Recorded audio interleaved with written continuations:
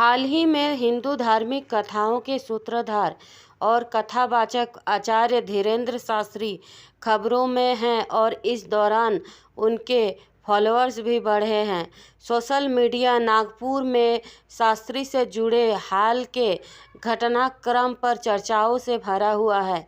इनसे जुड़ा विवाद तक शुरू हुआ जब मध्य प्रदेश के छतरपुर जिले के गड़ा गांव में बागेश्वर धाम के मुख्य पुजारी धीरेंद्र शास्त्री 5 जनवरी से 13 जनवरी तक भागवत कथा के लिए नागपुर में थे, लेकिन 2 दिन पहले रायपुर के लिए कार्यक्रम स्थल से निकल गए। नागपुर में उन्हें तर्कवादियों ने एक सार्वजनिक मंच पर चमत्कार करने की चुनौती दी थी। कथित तौर पर चुनौती दिए जाने के बाद ही वे नागपुर से चले गए, लेकिन उन्होंने इसका खंडन किया है और दावा किया है कि वो इसलिए गए क्योंकि उन्होंने अपने सभी कार्यक्रमों में 2 दिन की कटौती की थी। कौन है पंडित धीरेंद्र शास्त्री और कैसे हुए इतने लोकप्रिय? मध्य प्रदेश में पिछले कुछ सालों में तांत्रिकों और कथावाचकों की संख्या बहुत बढ़ गई और 25 वर्षीय पंडित धीरेंद्र शास्त्री उनमें से एक हैं। स्थानीय लोगों को दावा है कि वो कुछ साल पहले एक ऑटो रिक्शा चालक थे। बागेश्वर धाम कुछ साल पहले तक एक छोटा मंदिर था और मुख्य रूप से धीरेंद्र शास्त्री द्वारा किए गए चमत्कारों के कारण इसकी लोकप्रियता में इजाफा हुआ है। ही में इस गांव के सड़कों, भोजनालय और होटलों के रूप में बहुत सारी बुनियादी सुविधाएं सामने आई है।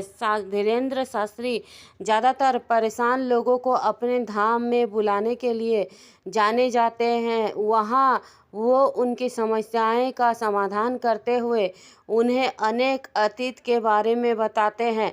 अधिकांश तांत्रिक राज्य संरक्षण पर फलते फूलते हैं और शास्त्री भी इसमें अलग नहीं है। बता दें कि बुंदेलखंड क्षेत्र के अधिकांश विधायक शास्त्री को सम्मान देते हैं। राज्य के गृह मंत्री नरोत्तम मिश्रा भी शास्त्री के फॉलोअर हैं और धाम के दर्शन कर चुके हैं। छतरपुर के कांग्रेस विधायक की खोज है शास्त्री। बागेश्वर धाम के जहां हर वर्ग के नेता समर्थन करते हैं, वहीं शास्त्री का स्पष्ट रूप से भाजपा समर्थक रुख है। हालांकि राजनीतिक गलियारों में उन्हें छतरपुर के कांग्रेस विधायक आलोक शुक्ला परिजन की खोज बताया जाता है। बागेश्वर धाम एक वेबसाइट भी है जो विभिन्न सेवाएं प्रदान करती है, यहाँ तक कि गरीबी से छुटकारा पाने के लिए भी। यहाँ एक बागेश्वर धाम महायंत्र बेचा जाता है जिसका दावा है कि इसे कई ब्राह्मणों का आशीर्वाद प्राप्त है और ये उन लोगों को लाभान्वित करेगा जो बहुत मेहनत करते हैं लेकिन फिर भी उनके पास पैसा नहीं है। धाम जिसे चाहता है उसे ही दरबार में बुलाता है। शास्त्री के दरबार के दौरान धाम में उनसे मिलने के लिए टोकन लेने की व्यवस्था है। आवेदक को एक बॉक्स में विभिन्न विवरण जैसे नाम, पिता का नाम, पता और मोबाइल नंबर प्रदान करना होगा। धाम जिसे चाहता है उससे संपर्क करता है और उन्हें एक निश्चित तिथि पर दर्शन के लिए आने के लिए कहता है। अपॉइंटमेंट की प्रक्रिया कलर कोडेड है। शास्त्री से मिलने के इच्छुक लोगों को नियमित बैठकों के लिए लाल कपड़े में, वैवाहिक मुद्रों के लिए एक पीले कपड़े में और आत्माओं द्वारा परेशान किए जाने पर एक काले कपड़े में एक नारियल रखना होता है। इधर बीजेपी के राष्ट्रीय महासचिव कैलाश विजयवर्गीय बागेश्वर धाम के पीठाधीश पंडित धीरेंद्र शास्त्री के समर्थन में आ गए हैं। उन्होंने धीरेंद्र शास्त्री पर अंधश्रद्धा उन्मूलन समिति द्वारा लगाए आरोपों को मिथ्या बनाया है। बीजेपी नेता ने कहा है कि मैंने इनका इंटरव्यू देखा है। इन्होंने कहा है कि यह मेरा चमत्कार नहीं, ये मेरा इष्ट का चमत्कार है। मुझे हनुमान जी और सन्यासी बाबा पर विश्वास है। सब कुछ उनकी कृपा से ही होता है। मैं तो कुछ भी नहीं, मैं तो उनका छोटा सा साधक हूँ।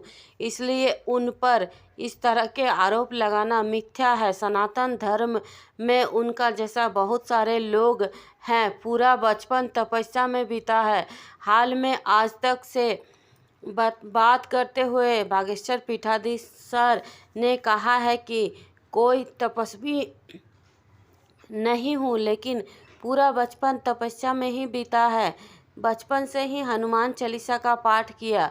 गुरुजी ने जो बताया उसे अनुभव किया। हनुमान जी के चरणों में बैठकर रोए।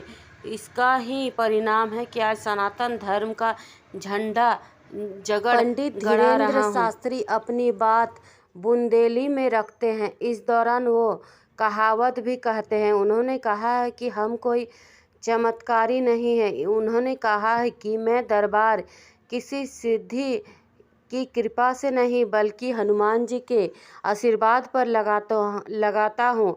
अपने बारे में बड़े सीक्रेट का खुलासा करते हुए बागेश्वर महाराज जी ने कहा है कि मैं अक्सर आवेश में आकर इस तरह के बातें कर देता हूँ। उन्होंने कहा है कि मैं भावेश में आकर अपना आपा खो देता हूँ। हमारे अंदर अभी बचपना है, लेकिन मेरा मिशन कभी भी हिंसात्मक नहीं है। उन्होंने कहा है कि जब से मैंने धर्मांतरण के खिलाफ काम किया है, तब से मेरे खिलाफ साजिश हो रही है। ये लोग मुझे रास्ते में से हटाने की कोशिश कर रहे हैं। अंधविश्वास के खिलाफ हूँ। बागेश्वर महाराज ने कहा है कि मैं किसी प्रकार की दक्षिणा नहीं लेता हूँ, इसलिए कोई अंधविश्वास नहीं है। मैं अपनी ध्यान साधना से लोगों की मन की बात सुनता हूँ। उन्होंने कहा है कि नागपुर विवादों में जिन लोगों ने मुझे चुनौती दी थी, उन्हें मेरे दरबार में आना चाहिए। उन्होंने कहा है कि जब तक नागपुर में था तब तक वो लोग मेरे पास नहीं आए। जब मैं वहाँ से चला आया तो आरोप लगा रहे हैं। क्या है रावण से बात करने का मामला? दरअसल बागेश्वर धाम सरकार ने अपनी एक कथा के दौरान एक किस्सा सुनाया। उन्होंने कहा है कि एक बार हमारी रावण से बात हुई फ़ोन पर। अब ये मत पूछना कि नंबर क्या था। हुई तो हुई। हमने कहा क्यों दशानंद जी माय डियर कैसे हो? उन्होंने कहा हेलो, बागेश्वर वाले बोल रहे हैं। हमने कहा जी हाँ, कैसे हो? हमने बुंदेली में बात की और रावण ने भी हमसे बुंदेली में बात की। रावण ने कहा कि ठीक है भैया, हद तो यह हो कि साइड में फटर फटर होगा। हमने कहा भाई साहब 10 मुंह से बोल रहे हो क्या? उनका ये वीडियो सोशल मीडिया पर तेजी से वायरल होने लगा। पंडित धीरेन्द्र शास्त्री अपनी बात बुंदेली में रखते हैं। इस दौरान वो कहावत भी कहते हैं। उन्होंने कहा है कि हम कोई चमत्कारी नहीं है। उन्होंने कहा है कि मैं दरबार किसी सिद्धि की कृपा से नहीं, बल्कि हनुमान जी के आशीर्वाद पर लगाता हूँ। अपने बारे में बड़े सीक्रेट का खुलासा करते हुए बागेश्वर महाराज जी ने कहा है कि मैं अक्सर आवेश में आकर इस तरह के बातें कर देता हूँ। उन्होंने कहा है कि मैं भावेश में आकर अपना आपा खो देता हूँ। हमारे अंदर अभी बचपना है, लेकिन मेरा मिशन कभी भी हिंसात्मक नहीं है। उन्होंने कहा है कि जब से मैंने धर्मांतरण के खिलाफ काम किया है, तब से मेरे खिलाफ साजिश हो रही है। ये लोग मुझे रास्ते में से हटाने की कोशिश कर रहे हैं। अंधविश्वास के खिलाफ हूँ। बागेश्वर महाराज ने कहा है कि मैं किसी प्रकार की दक्षिणा नहीं लेता हूँ, इसलिए कोई अंधविश्वास नहीं है। मैं अपनी ध्यान साधना से लोगों की मन की बात सुनता हूँ।